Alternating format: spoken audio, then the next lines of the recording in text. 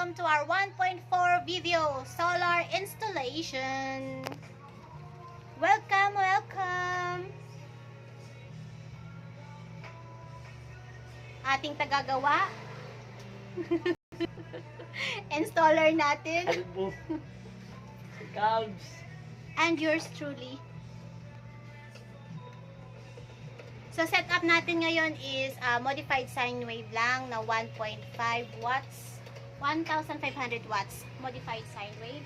So, modified sine wave lang. Kasi modified sine wave lang ating inverter. So, ito lang yung order sa atin ngayon.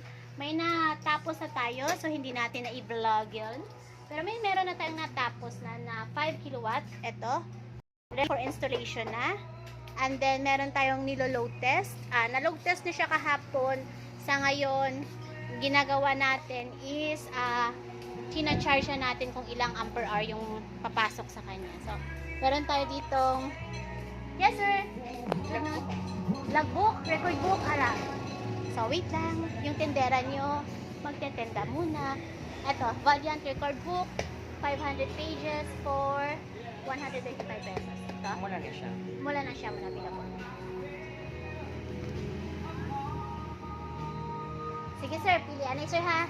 So, tinitest natin kahapon at another 1.5 dito.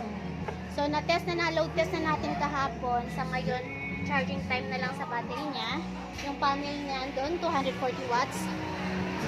Ito yung setup niya. 240 watts.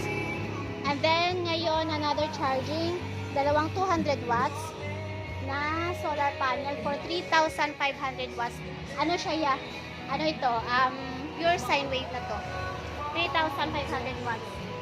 So, meron siyang 240 ampere hour na battery. So, kita ba? Yun yung setup natin na charge natin ngayon. Kahapon na load test na natin. Sa ngayon, charging. Meron tayong load test for about a days.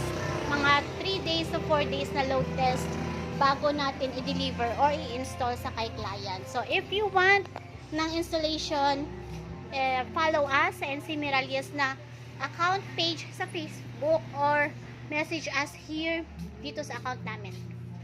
So, yan. Ito yung pinagtutulungan namin. Marami tayong orders, guys. So, blessed pa rin tayo ni Lord kasi may mga orders tayo. Maraming pumunta, maraming nag-order. So, sa 1.4 natin, may orders tayo.